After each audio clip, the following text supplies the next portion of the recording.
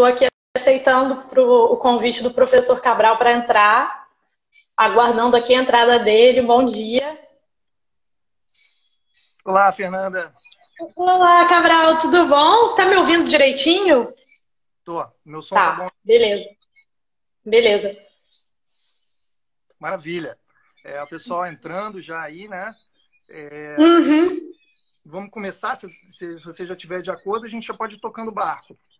E o Vamos, pessoal... pode. Maravilha. Bom, olá a todas e todos. Meu nome é Antônio do Passo Cabral, eu sou professor de Direito Processual Civil na Universidade do Estado do Rio de Janeiro e procurador da República. E eu queria agradecer aqui a oportunidade de estar nessa live do projeto Mulheres no Processo, que é um projeto espetacular. Eu sou um grande entusiasta desse movimento, né, em vários movimentos similares ao Mulheres no Processo, que tem dado voz e espaço a mulheres incríveis na academia brasileira, que ainda é predominantemente masculina. E hoje a gente vai ter uma oportunidade de ouvir uma dessas colegas que tem se destacado muito nos últimos tempos, que é a Fernanda Foti, que está aqui com a gente, que é mestra em Direito Processual Civil lá pela UERJ, pela minha universidade, onde ela também se graduou.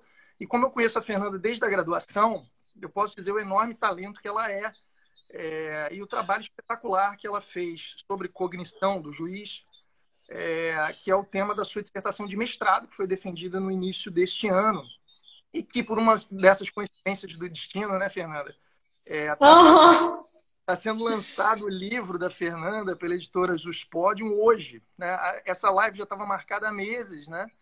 E coincidentemente, o livro, que é a versão comercial da tese da Fernanda, foi lançado hoje na promoção no site da editora Juspodium. Então, a Fernanda, nem posso pedir para você mostrar o livro, né? Porque você ainda não recebeu, porque foi lançado hoje, mas o pessoal já pode entrar no site e ver lá o livro da Fernanda, né? Então, embora o meu perfil esteja aqui como supostamente o convidado, né? A gente combinou aqui de eu ficar aqui atuando mais como um provocador e a gente ouvir mais a Fernanda, que é a grande especialista no tema. Então, eu vou fazer uma introdução, Fernanda. Depois vou passar a palavra para você, já com uma provocação, né? E aí você começa a desenvolver as ideias e a gente vai dialogando. Bom, o tema da cognição, eu acho que é um dos grandes temas do direito processual, um tema muito elegante, muito clássico. E a minha geração foi acostumada, acho que as gerações seguintes também, né, a ouvir falar da cognição a partir da obra do professor Kazuo Watanabe, que é um livro da década de 1980, teve uma importância histórica muito grande, até hoje pauta a discussão sobre o assunto. Depois do livro do Kazuo Watanabe, o tema meio que hibernou, né? O tema ficou muito tempo sem tratamento monográfico, poucos trabalhos aqui e ali tentaram enfrentar o tema da cognição. Mais recentemente temos a tese do amigo do professor Heitor Cid, sobre cognição na execução. Alguns trabalhos, alguns artigos escritos do Fred Dier, do Alexandre Câmara, do Candina Marcos, sobre objeto do processo e objeto da cognição, mas pouca coisa se desenvolveu sobre uma teoria da cognição, né? E não há, até o teu trabalho, de que eu tenha conhecimento, não há uma reflexão da cognição à luz do sistema do Código de Processo Civil de 2015. Né? Então, o tema da cognição ele é transversal, ele atravessa o Código de Processo Civil de 2015, e por isso também eu acho que é um desafio que você se propôs, né? Que é tentar reconstruir um tema clássico à luz de um sistema novo, pegando vários fenômenos, né? O tema da cognição ele vai passando por vários fenômenos. Então, é realmente um desafio pegar um tema desse para uma dissertação como você fez, que é a dissertação de mestrado. Todo mundo sabe que os mestrandos eles têm uma dificuldade natural, porque tem pouco tempo para pesquisar o trabalho, e não tem a obrigação de produzir uma tese. Né? E eu acho que o seu trabalho, sem tirar nem pôr, pode ser considerado uma tese escrita no mestrado. Muitas ideias impactantes que a gente vem estudando, desenvolvendo lá no nosso grupo de pesquisa na faculdade, e eu queria te ouvir falar um pouco sobre isso, né? Porque a gente sempre imaginou que a cognição seria uma atividade exclusiva do juiz. Né? A gente sempre, inclusive os livros, os artigos falam especificamente da cognição do juiz. E ela seria uma cognição exercida de maneira inflexível, não gerenciável, orientada e funcionalizada sempre para uma decisão posterior, né? Então essa relação entre cognição e decisão sempre foi muito forte. E a gente partia da premissa de que o juiz, uma vez que era o juiz do caso, teria ele atribuído a cognição de maneira linear, por assim dizer, idêntica, né? Para todo o arco de atos do procedimento. Eu começo te perguntando, já te dou a palavra aí para você dar um oi para a galera, com uma provocação. Será que essa cognição, hoje, né, no sistema do CPC, deve ser considerada sempre una, indivisível e como uma atividade privativa do juiz? Bom dia, Fernanda. Seja bem-vinda aí. Bom dia, Cabral. Agradeço aí a introdução, agradeço aí o pessoal que está assistindo. Fico muito feliz de falar sobre o meu trabalho, que por essa coincidência do destino foi lançado hoje. Já está disponível lá, inclusive na promoção do Juiz Day. E assim, tratando assim do trabalho de modo geral, é mais ou menos isso que você falou, né, Cabral? Que a minha ideia é trazer uma proposta transversal de teoria da cognição mesmo, mostrando a aplicabilidade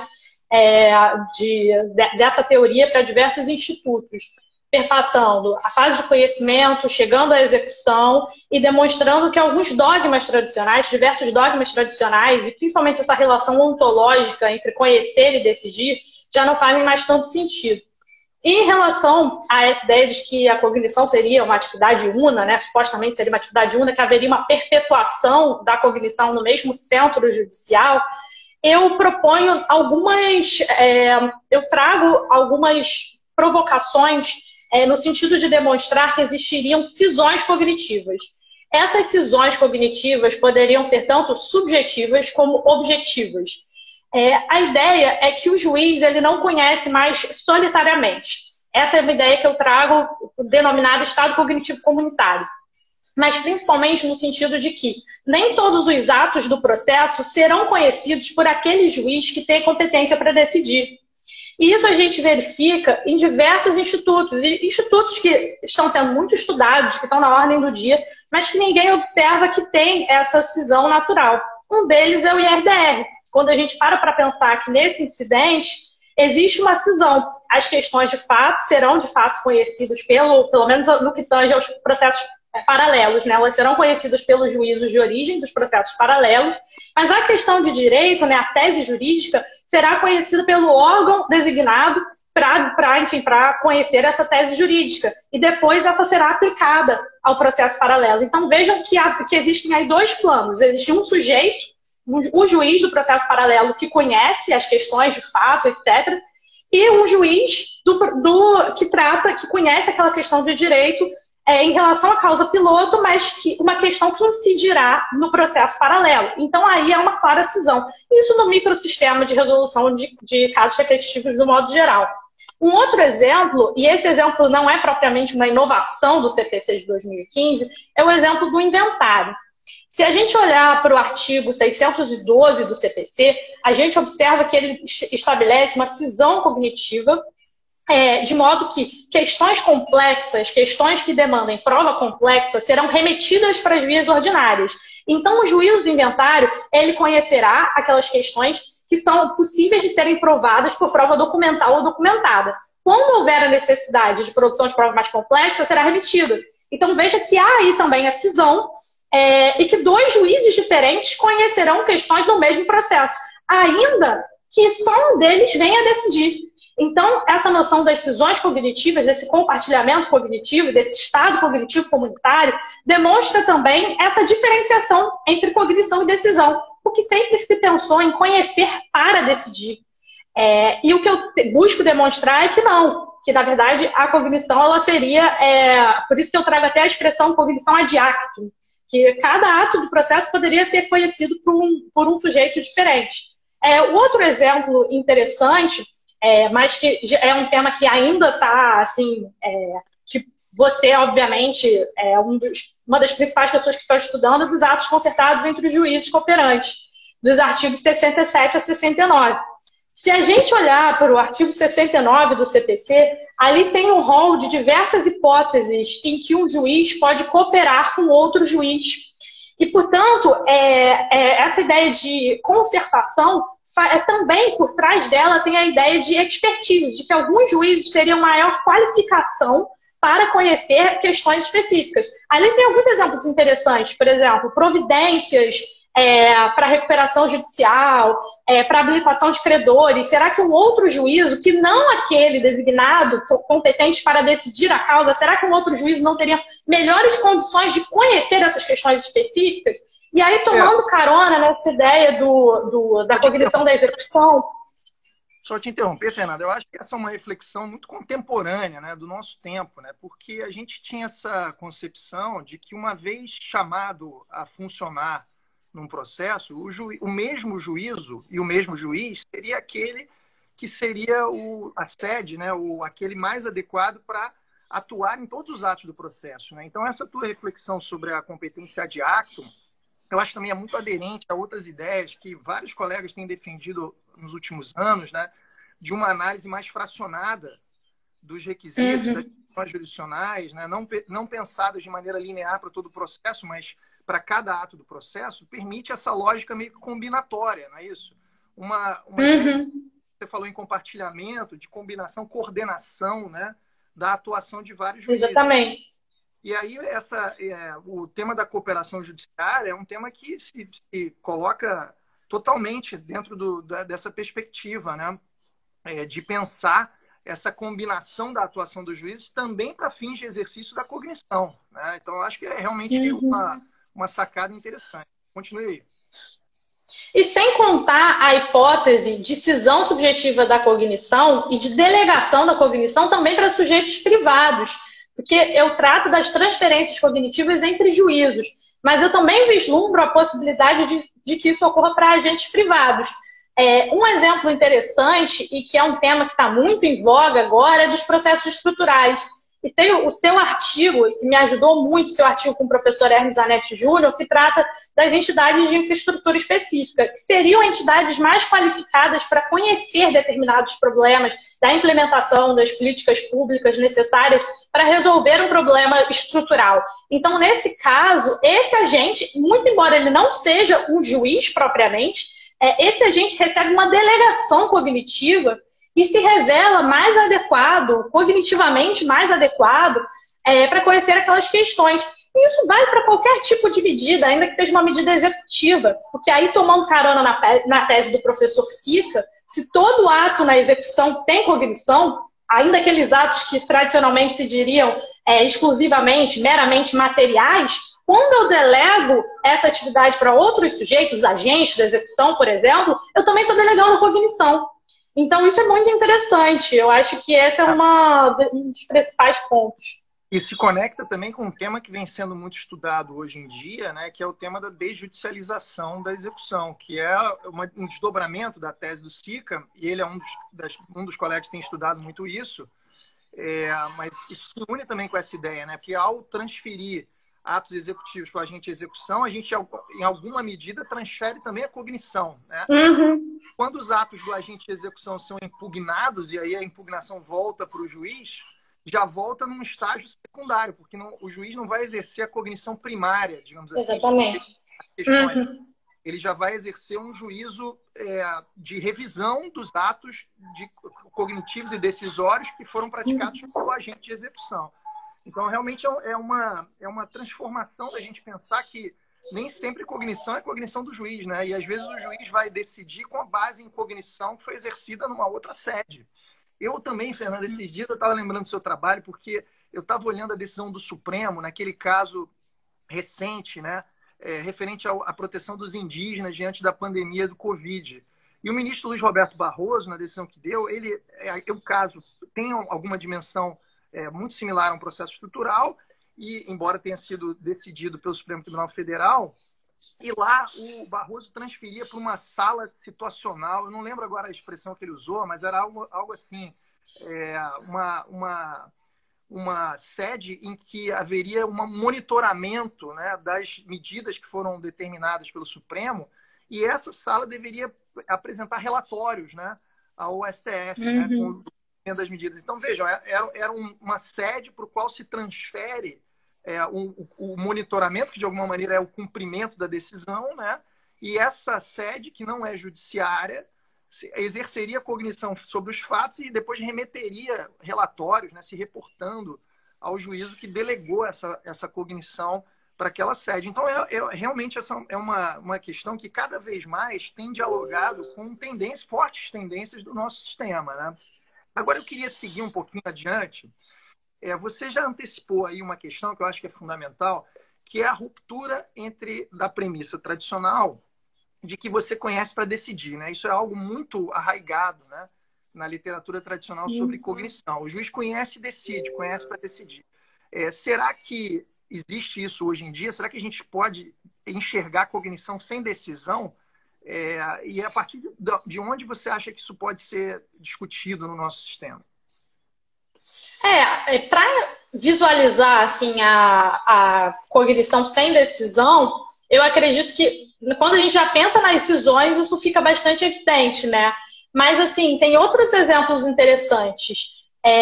Eu penso, por exemplo, na jurisdição consultiva, que não é um tema muito estudado, mas que existe na justiça eleitoral, né? Que é a possibilidade de que se faça uma consulta a um órgão jurisdicional, e essa consulta ela não tem caráter vinculativo como uma decisão, mas há um conhecimento, há uma atividade de conhecimento, que é aquela ideia de que o dicta, a emissão de uma opinião, tem uma carga cognitiva. E isso, eu vejo uma possibilidade de ampliação, salvo engano, pelo artigo 26 da LINDB, que trata de consulta de órgãos jurisdicionais. Então, talvez houvesse uma tendência contemporânea que a atividade do judiciário não fosse apenas para decidir, mas ele pudesse simplesmente emitir opiniões, e isso corroboraria exatamente essa ideia de que existiria cognição sem execução, e sem decisão. E isso, outro exemplo que eu trago é da sua tese de titularidade, daquela hipótese da self-alienation, que é a ideia de que... Está cortando? Ouvi alguém falar que está cortando. Você está me ouvindo, Cabral, bem? Estou te ouvindo, cortando um pouco o áudio, mas estou te ouvindo. Ah, tá. Que é aquela hipótese da self-alienation, que é a ideia em que um juízo incompetente conhece ele se diz incompetente, se reconhece, né, faz o exame da própria competência, reconhece a sua incompetência, no entanto, ele emite uma opinião. E essa opinião não é vinculativa, porque ele não tem competência para decidir, mas ele examina ali e conhece aquelas questões de direito, de fato, postas. Então, esse também é um interessante exemplo dessa ruptura do conhecer para decidir. Né? Agora eu travei, mas você está... A sua imagem está um pouquinho travada para mim.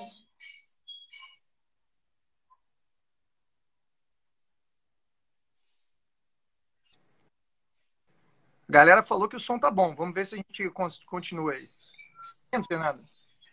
Estou ouvindo, mas a imagem está um pouquinho travada, de fato.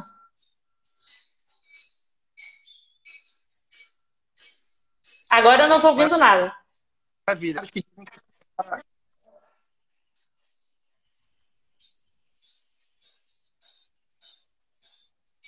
Eu acho que o áudio está...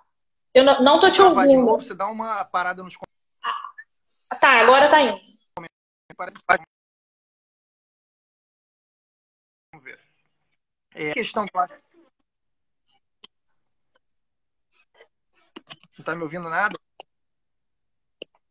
Beleza. Eu imaginava que a cognição ideal era sempre a cognição exauriente, né? E isso levava a uma consequência que era o fato da cognição sumária ser absorvida pela cognição exauriente posterior, né? Então, Cabral, está muito baixo para mim. Eu não estou conseguindo te ouvir direito. Está muito baixo para mim. Está muito, muito baixo. Está conseguindo me ouvir agora?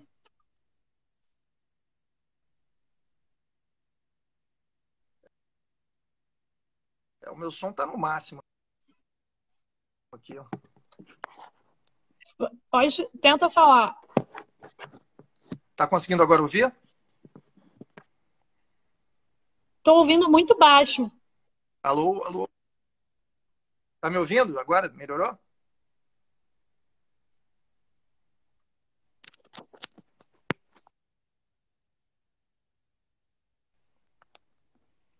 Eu vou tentar botar aqui o meu fone de ouvido. Será que melhora? Deixa eu ver aqui.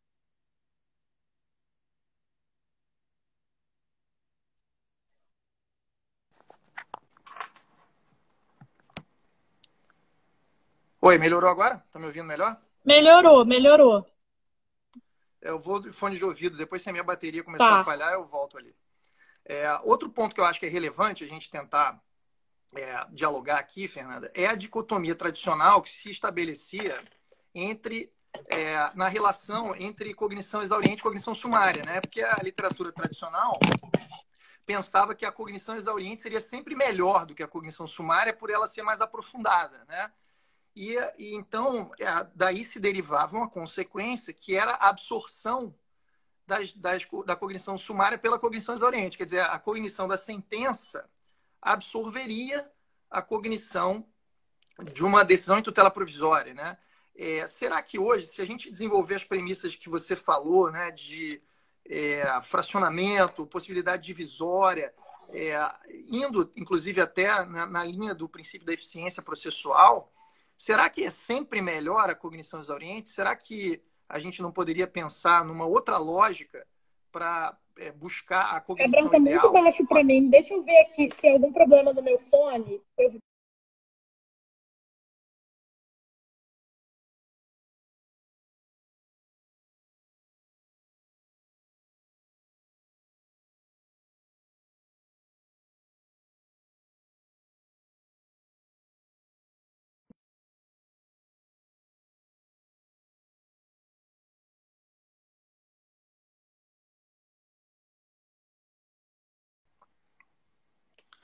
Você travou para mim, agora você voltou. Tá, agora eu tô te ouvindo melhor. O meu áudio ficou É, muito baixo, eu tive que tirar o fone, mas agora pode falar. então, vamos lá. Então, eu estava dizendo que na doutrina tradicional se estabelecia uma relação entre cognição exauriente e cognição sumária, no sentido de que a cognição exauriente era sempre melhor. E daí decorria a absorção da cognição sumária pela cognição exauriente, né? Então, a decisão da sentença de mérito final absorvia a decisão da tutela provisória, porque a cognição lá na frente era mais aprofundada e, portanto, era melhor, né, do que a cognição anterior. E aí eu estava pensando em posicionar essa discussão dentro da linha do princípio da eficiência processual, que hoje ilumina o ordenamento todo, né? E te perguntar se ainda hoje é correto dizer que a cognição ideal é a cognição exauriente, ou será que essa lógica entre cognição exauriente e cognição sumária não deveria ser alterada? Não, perfeito. É exatamente isso. Sempre se pensou numa absorção da cognição sumária pela cognição exauriente, naquela ideia de que, como se o processo ideal fosse aquele, o conhecimento ideal fosse aquele que se dá por um empilhamento de atos no processo, sem se pensar que às vezes, e aí agora isso tem tudo a ver com a positivação do princípio da eficiência, né, como uma norma processual fundamental no artigo 8º, sempre se pensar às vezes que há uma dupla dimensão. A eficiência ela tem tanto uma perspectiva quantitativa como qualitativa. Então, resumindo, às vezes o menos é mais. A tutela de evidência é um exemplo disso. Penso, inclusive, em hipóteses específicas do artigo 311, que trata da tutela de evidência, como aquela fundada em precedente. Um sistema como o nosso, em que nos artigos 926 e 927 prevê precedentes obrigatórios, precedentes vinculativos, como dizer que essa cognição sumária exercida ali em tutela de evidência, quando estabilizada, seria inferior a uma cognição exauriente? Outra hipótese interessante é quando a gente pensa na tutela de evidência fundada em prova documental ou documentada. Porque essa prova documentada ela pode ser uma prova emprestada. Ela pode ser uma prova complexa, produzida num outro processo, que ingressa nesse processo, né, presente na forma de prova documentada. Então, há ali um processo mais célere, uma cognição que seria, né, na lógica tradicional sumária, mas essa cognição não seria adequada, essa cognição seria inferior, ela seria necessariamente absorvida pela cognição exauriente. E note que é possível que as próprias partes, e aí já seguindo na lógica de que as partes, como os artigos 190 e 200 prevêem a atipicidade das convenções processuais, eu entendo que as partes também têm um importante papel de gestão da cognição no processo. Então, será que as partes não poderiam simplesmente convencionar que não será produzida prova complexa e, portanto, de certa forma, revogar aquela necessidade de que a cognição seria exauriente, etc., Mas agora, um outro exemplo interessante que a gente vê muito na prática, no foro, é o exemplo da perda de objeto do agravo de instrumento. Porque normalmente se tratava no seguinte sentido, que com a aprovação da sentença, muitas pessoas ainda praticam dessa forma, juízes, advogados, que com a aprovação da sentença, se o agravo de instrumento contra uma decisão interlocutória não tiver sido julgado, deve ser reconhecido como prejudicado, perde o objeto do agravo. Isso não faz sentido. Isso não faz sentido. Aquela cognição ali não é inferior e não tem que ser necessariamente absorvida pela aprovação da sentença. O que acontece, na verdade, é o contrário. Quando a gente pensa em algumas hipóteses, como do inciso 2º, 2015, da decisão parcial de mérito, do agravo contra a decisão parcial de mérito, contra o agravo que redistribui o ônus da prova, o que eu observo, na verdade, é que a cognição exauriente na sentença que fica condicionada ao julgamento do agravo. Então, nesses casos, não há que se falar em perda de objeto. Então, assim... Isso aí, né, Fernanda, também tem que ser repensado, porque hoje a forma de cabimento dos recursos no sistema do CPC de 15 mudou um pouco a relação que a gente imaginava entre agravo e apelação, né? Que era uma relação de cabimento estrito, que um não se misturava com o outro. Hoje a gente vê que não é bem assim, né? Decisões que bem poderiam ser consideradas sentenças parciais, como essas decisões parciais do artigo 354 e 356, acabam sendo agraváveis, né? Então, será que faz sentido você imaginar que a cognição do agravo é pior sempre do que a cognição da apelação, fazendo uma correlação com as decisões que são impugnadas por esses recursos? Não me parece uma correlação possível de ser feita, pelo menos no nosso sistema, né? Agora, uma coisa que eu queria voltar aqui, um ponto, que no seu trabalho você fala que hoje, então, a gente não deve pensar na cognição exauriente como uma cognição necessariamente melhor, não é isso? E você fala em cognição adequada, que é uma expressão muito utilizada por outros autores, né, pela Paula Sarno, que está aqui presente, pelo Didier, em outros contextos, e que você pegou por empréstimo aqui a ideia de adequação, para dizer que hoje a cognição ideal, né, por assim dizer, é a cognição adequada e que se deve buscar essa cognição adequada. Fala um pouquinho mais desse conceito e dialogando com essas possibilidades aplicativas, né, desse conceito para desfazer o mito da cognição exauriente como a cognição ideal. Sim, a ideia de cognição adequada que eu trouxe foi realmente inspirada na noção de competência adequada, né, que tem tudo a ver com a tese da professora Paula, e eu chego a dizer que a cognição adequada ela seria um critério para se chegar à competência adequada. Mas, do meu modo de ver, a ideia de cognição adequada é o seguinte, ela parte da seguinte pergunta: quem pode conhecer melhor? E aí, o que são observadas? Características do juiz, expertise do juiz, às vezes até mesmo critérios geográficos que tornam a cognição do juiz melhor, a facilidade de produção de uma determinada prova. Mas, por vezes, isso eu chego a tratar, e assim, de forma até um pouco bem heterodoxa, que é a possibilidade de que o juiz tenha... Ai, meu Deus, peraí. Começou. Tá. Peraí, só um segundo.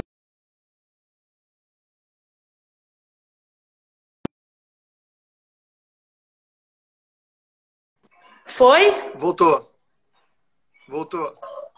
Ai, desculpa, eu peço até desculpa a todo mundo. É que eu estou usando um celular que não é o meu. E vocês estão me ouvindo agora? Tá me ouvindo, Cabral? Tá? Eu estou usando um celular que não é o meu. Tive diversos problemas. Então, eu não estou familiarizada com esse celular. Mas continuando. Aí, uma hipótese que é até bastante heterodoxa é essa ideia de que talvez o conhecimento privado do juiz, isso aqui no Brasil não se estuda, mas se a gente pegar no direito comparado, isso é bastante estudado no direito alemão, o conhecimento privado do juiz poderia levar a uma cognição adequada. Então, por exemplo, será que o juiz formado, que tem uma formação específica referente à matéria discutida no processo, o juiz formado em matemática, vamos supor, será que ele não seria mais adequado para conhecer determinadas questões referentes a cálculos, numa liquidação de sentença, por exemplo, ou qualquer coisa que seja, E assim, isso pode ser ampliado. Você trata de uma hipótese interessante, que é completamente inusitada, que é a escolha do juiz pelas partes.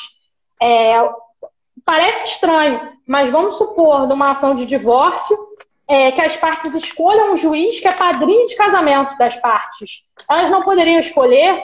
Isso gera, obviamente, uma alteração da competência para aquela que seria a competência adequada, mas esse critério da competência adequada parte de uma noção de cognição adequada do juiz que, por ter uma relação pessoal com as partes, teria um maior conhecimento, teria conhecimento da relação entre os dois, poderia avaliar as questões ali postas de maneira muito melhor do que um terceiro que não tem aquele conhecimento extraprocessual. Então, a cognição adequada ela também diz respeito à possibilidade do processo se abrir para um conhecimento que transcende o processo em si. É um processo fora do processo, quando, obviamente, isso interessar as partes e respeitado alguns limites objetivos.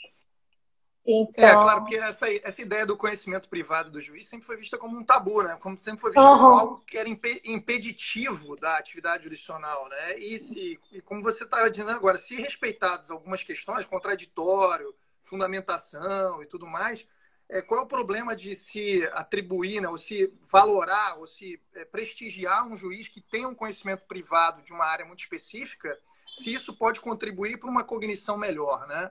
Realmente é uma questão, eu tenho certeza que isso é polêmico, muita gente está vendo a gente não vai concordar, mas realmente é uma reflexão que eu acho que tem tudo a ver no sistema contemporâneo, né? Até porque uma das grandes questões que se coloca, por exemplo, no debate entre judiciário e arbitragem, é dizer que o juiz é um generalista, né? Mas aí quando o juiz é um especialista, a gente reclama que ele é um especialista.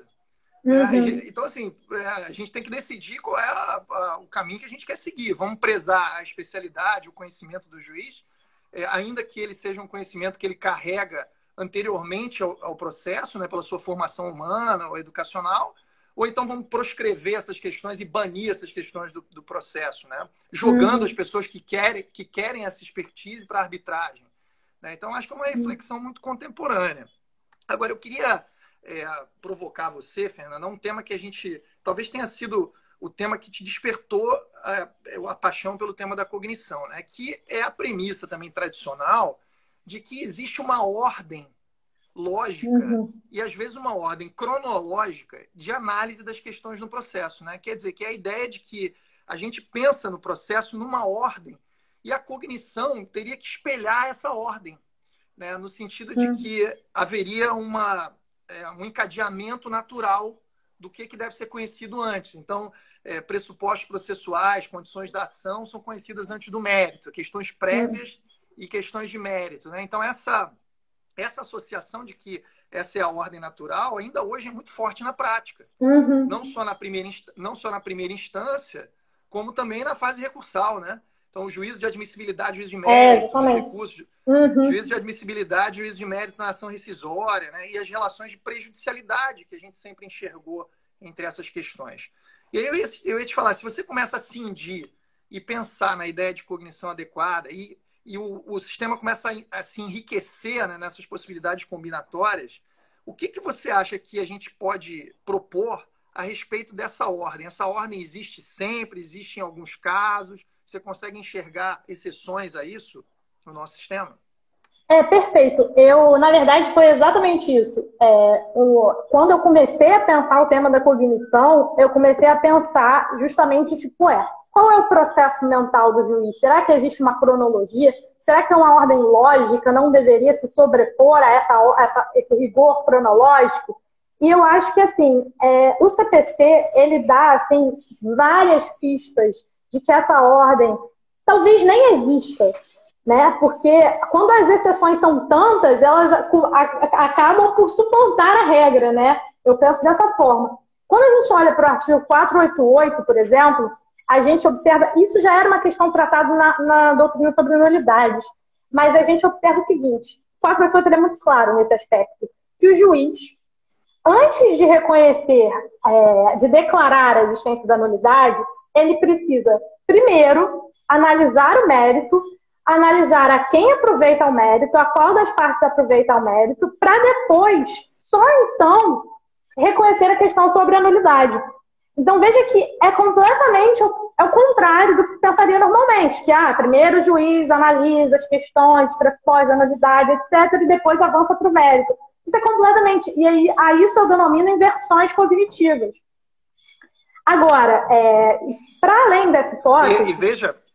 E veja, Fernanda, que recentemente, inclusive, eu assisti uma live do Fred Didier, que estava na tua banca, inclusive, né, que falava sobre os mitos dos pressupostos processuais. E ele dizia isso, olha, que ele é um dos que percebeu essa incongruência e dizia que as partes, num recurso, por exemplo, podem, inclusive, pedir para que se julgue o mérito antes de ser analisado. Quer dizer, inverter a lógica natural dos próprios pedidos, dos requerimentos que seriam feitos pelas partes, né? Porque, realmente, se o juiz vai no mérito e volta para reconhecer a nulidade, aquela ordem que a gente pensava que era intransponível se inverteu, né?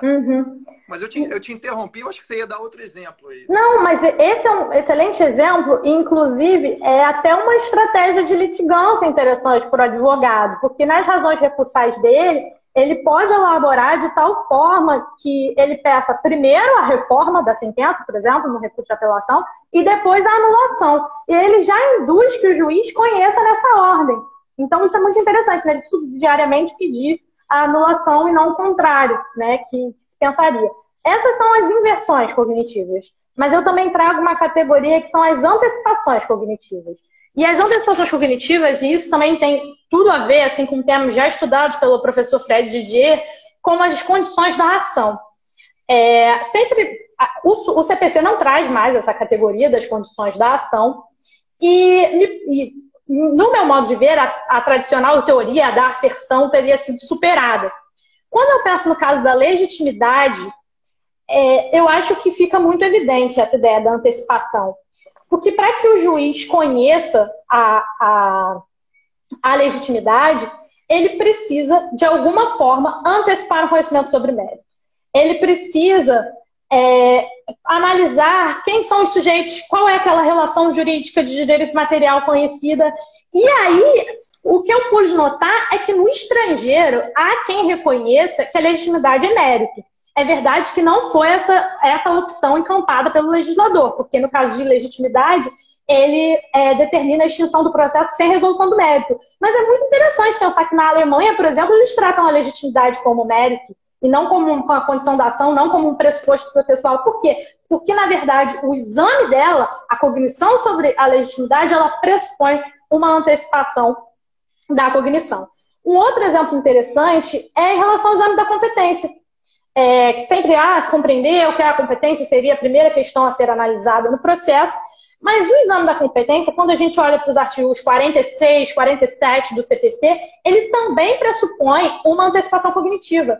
Ele pressupõe a análise do mérito, a análise da relação jurídica de direito material para saber se a ação é real ou pessoal, determinar se a competência é do domicílio do réu. Então, para que o juiz faça o exame da própria competência, o exame competentes, ele precisa analisar pelo menos algumas questões referentes ao mérito da ação.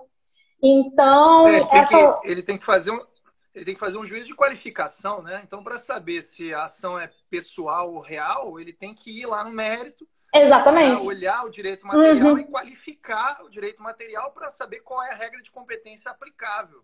Então, também tem esse vai e vem, né? E a questão da legitimidade, eu concordo com você, mas a gente tem que falar aqui para a galera que está comentando aí, que é a legitimidade ordinária, né? Exatamente. Ordinária, que é essa que você tem que ir ao mérito para analisar, né? Isso é realmente algo que vem sendo cada vez mais no Brasil defendido. Há muito tempo atrás, o Nelson Nery já defendia isso. E agora, mais recentemente, o Didier também pegou essa carona, colocando a legitimidade como mérito. Porque justamente para resolver essa incongruência de você achar que aquilo era uma questão que teria resolvida antes do mérito, que não faz muito sentido justamente por essa antecipação, né, que você fez referência. Mas pode seguir, eu te interrompi de novo. Não, perfeito. E o outro exemplo que eu queria dar para fechar essa parte das antecipações, que é um exemplo também muito comum na prática, que é do contraditório nos embargos de declaração. A gente vê que no 1023 do CPC, e é algo que, assim, na prática é muito, muito raro que seja aplicado, muito, muito raro. Mas no 1023 ele prevê que o juiz deve intimar o embargado, deve oportunizar o contraditório dos embargos de declaração, se ele primeiro observar que existe prognóstico de êxito daquele recurso, prognóstico de êxito dos embargos de declaração. Ou seja, se ele perceber que aqueles embargos são exclusivamente protelatórios, que não houve de fato alguma omissão, que não houve de fato algum erro material, que os embargos são exclusivamente para fins de pré-questionamento, de hipótese trazida pelo 1025 do CPC, se ele perceber isso, ele não precisa sequer intimar o embargado. Então vejam que ele primeiro analisa se há um pressuposto de êxito, né, o mérito do recurso, para depois voltar e resolver se será ou não intimado o embargado para contrarrazoar. Então, esse, no meu modo de ver, também é uma hipótese interessante. Mas eu vi aí até um comentário, eu não estou conseguindo ler direito os comentários, mas eu vi até um comentário da Maria Angélica que eu achei bem interessante e que me remete aos processos estruturais. Porque eu acho que os processos estruturais, eles são um campo muito fértil para se pensar em antecipações e postergações cognitivas. Porque quando a gente pensa na implementação das medidas no processo estrutural, e no fato de que o processo estrutural ele tem que se adequar ao mundo dos fatos, à resolução das questões do mundo dos fatos, a ideia de que os fatos estão, enfim, de que aquela relação de direito material é mutável, né, no mundo real, e pensando também o fato de que para a implementação de certas medidas nos processos estruturais, é necessário, isso é uma questão apontada pelo professor Sérgio Reinhardt, de que é necessário uma estratégia de tentativa, erro e acerto. Então, para isso, essa lógica também de postergações e antecipações cognitivas faz sentido, porque o próprio juiz, e aí o juiz, né, imbuído de um poder de gestão do processo, né, no case management, ele pode postergar, vamos ver isso daqui, então a gente deixa essa questão mais para frente.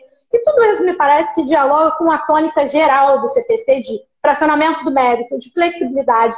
Tanto que o subtítulo do meu trabalho é flexibilidade e dinamismo dos fenômenos cognitivos, porque eu entendo que no processo flexível, a cognição também tem que ser flexível. Não dá para ser diferente. Eu ia te provocar a questão da flexibilidade, mas eu queria antes te provocar sobre um outro tema. Você falou aqui das inversões cognitivas e antecipações cognitivas, mas agora na tua última fala, você sugeriu a ideia de postergação cognitiva, né? Que é o juiz deixar certa questão que seria conhecida no momento para depois. Não é isso? Falando aí sobre os processos estruturais. Você acha que essa é uma técnica cognitiva que poderia ser aplicada em outros casos que não nos processos estruturais? Sim, eu acredito que sim. Eu acho que isso poderia ser feito, por exemplo, uma questão que, até por uma questão assim, de incerteza do juiz sobre uma determinada questão, ele ainda não tem convicção, então ele posterga a produção da prova em relação a essa questão. Eu acho que isso não se aplica apenas aos processos policêntricos ou estruturais, mas também no processo bipolar. E veja que, inclusive, essa postergação ela também pode decorrer de uma convenção das partes, né? Porque eu entendo que as próprias partes poderiam, por vontade própria, meio que querer que determinada questão fosse no plano procedimental analisada no momento posterior, porque, novamente, fazendo um contexto com o mundo dos fatos, é como se essa questão não tivesse ainda madura o suficiente, né? É a palavra que eu consigo pensar. E aí eu lembrei disso e faço até um gancho com isso, que, mas a convencionalidade sobre a cognição, será que isso existe? Será que não existe? E aí eu queria lembrar de uma hipótese típica de convenção processual que mostra que as partes podem gerir não só a cognição no tempo, né, gerir antecipações, postergações cognitivas, mas também elas podem, e isso é muito interessante, está no 357, parágrafo 2º, elas podem, no saneamento, e vejam, não é no saneamento compartilhado, mas no saneamento consensual, elas podem, de certo modo, escolher e excluir determinadas questões de fato ou de direito que não serão conhecidas pelo juiz. É uma interferência direta das partes em relação à cognição do juiz. Ainda que esse negócio processual dependa de homologação, eu sigo a sua tese de que a homologação não torna o juiz parte da convenção processual, porque ele jamais poderia ser parte, mas isso mostra que as partes têm uma ingerência. E aí a gente pensa, poxa, na prática, quando que ambas as partes vão querer postergar uma questão, análise de uma questão, excluir uma questão da cognição do juiz? E aí eu penso nesse exemplo de um processo envolvendo propriedade industrial. Imagine-se que ambos os litigantes, o processo é público, ambos os litigantes não desejam que determinadas questões sejam discutidas no processo. Embora elas sejam a ele pertinentes, elas pretendem excluir essas questões de fato. Por exemplo, segredos industriais. Por vezes são, enfim, empresas que cooperam, que estão divergindo sobre uma determinada questão, mas querem excluir ali no saneamento esses segredos industriais. Não querem a produção de provas, não querem a produção de perícia sobre essa questão.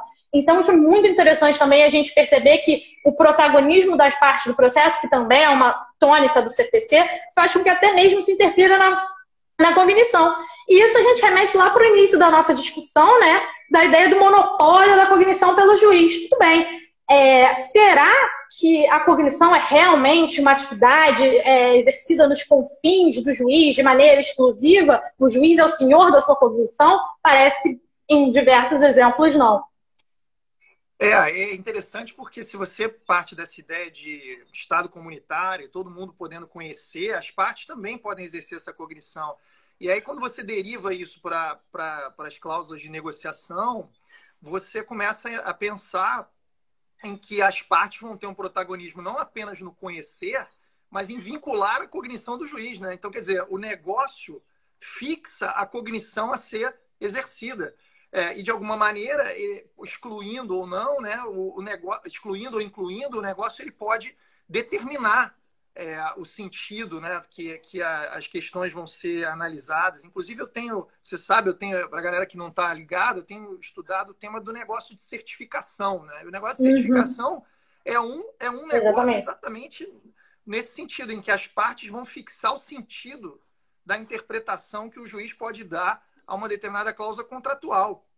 E isso é interferente da cognição, né? Então, é uma tendência que está no artigo 357, parágrafo 2º do CPC, como você falou, mas também está em outras leis, para a galera quiser consultar, né? Está lá no artigo 113, parágrafo 2º do Código Civil, né? De maneira bem genérica para toda a teoria do negócio jurídico, e está no artigo 26 da Lei de Introdução às Normas do Direito Brasileiro, a LINDB.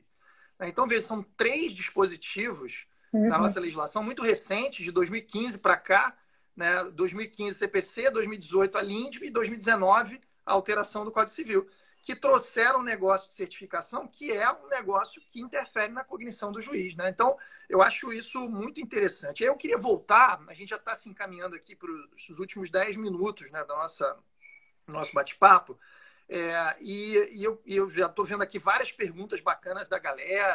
Sim.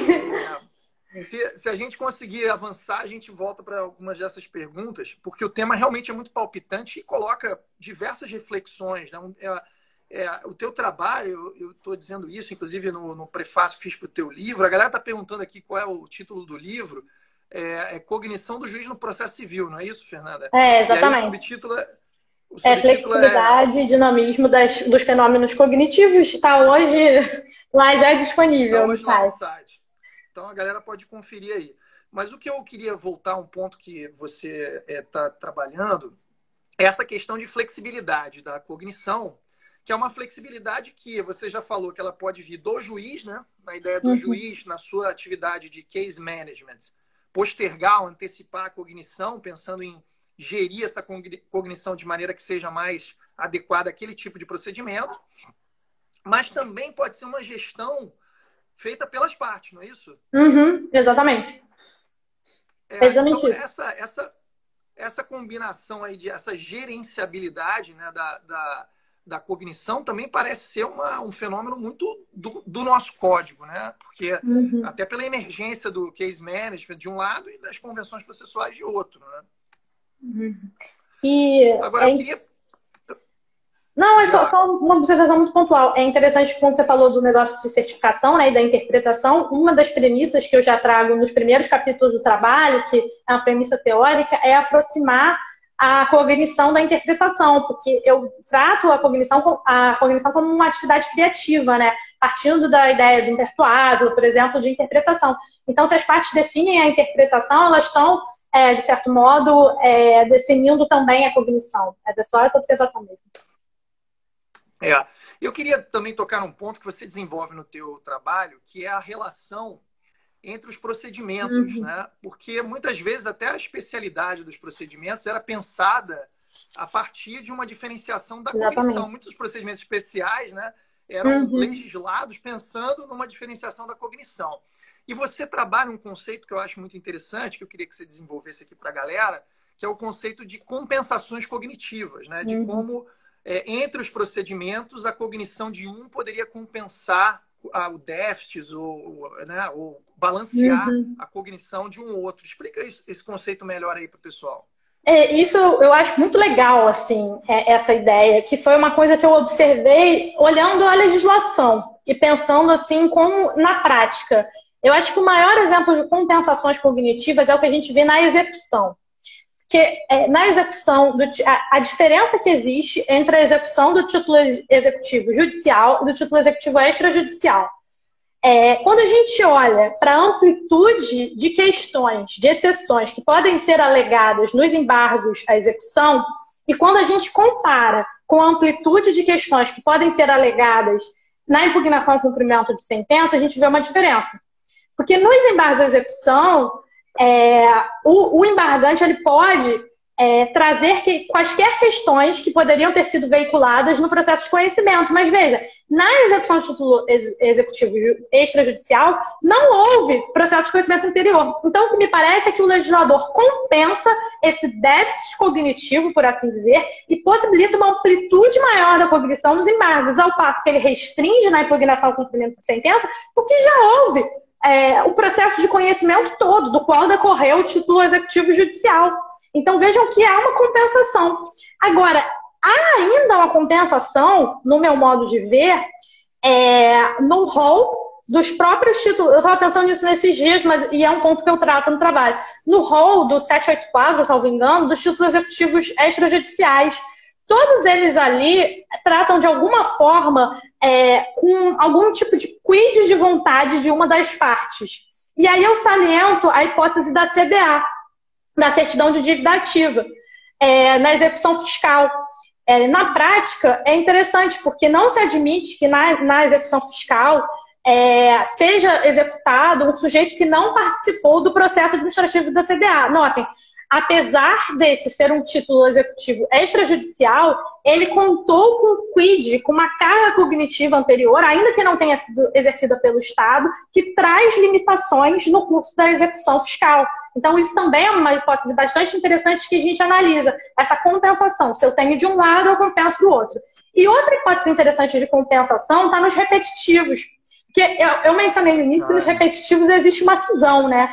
Mas, assim, e no que diz respeito ao processo piloto, né? Ao processo afetado como processo repetitivo? Notem que o órgão jurisdicional designado para conhecer a questão repetitiva, né, a tese jurídica repetitiva, ele terá que julgar também a demanda, né? Esse foi o sistema adotado pelo CPC, no IRDR, por exemplo, ele terá que julgar também a demanda.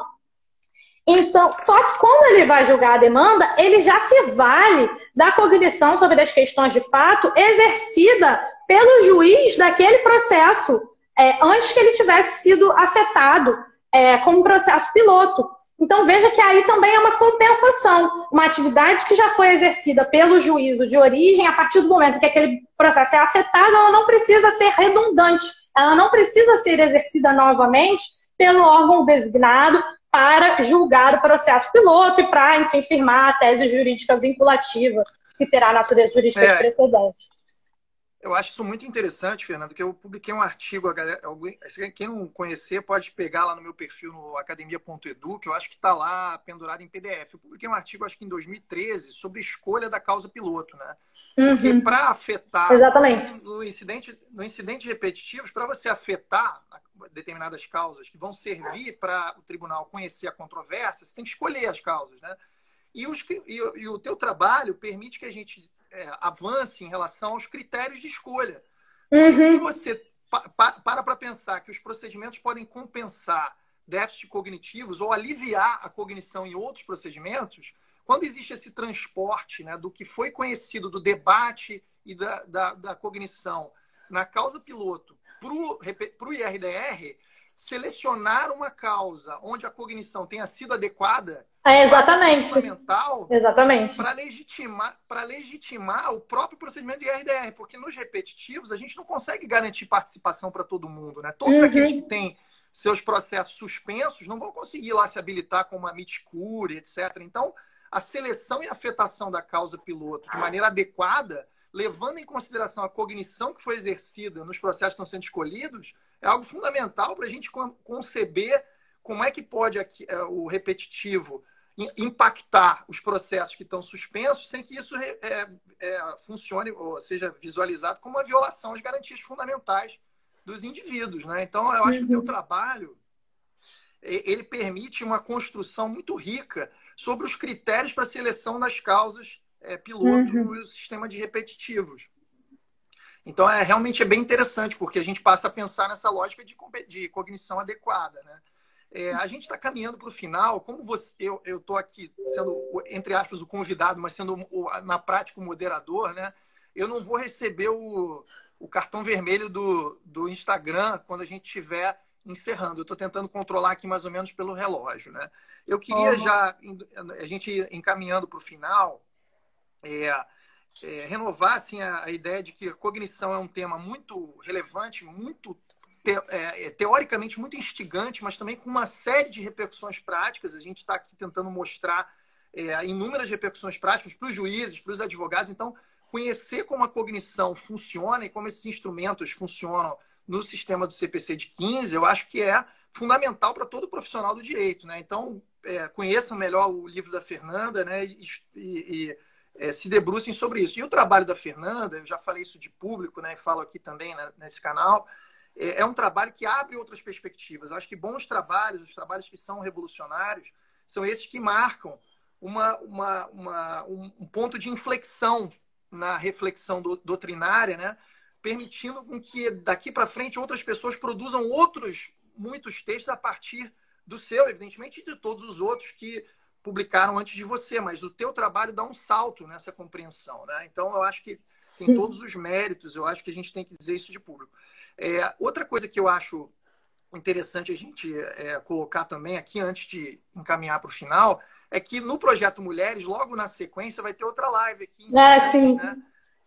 De duas colegas nossas, a Suzana Costa, professora da USP, e também a Lívia Andreattini, lá do Paraná, que é mestranda super talentosa na USP. Então, quer dizer, eu acho que a galera que gostou aqui da live pode depois ficar, e aqui às 11h15, né, vai começar.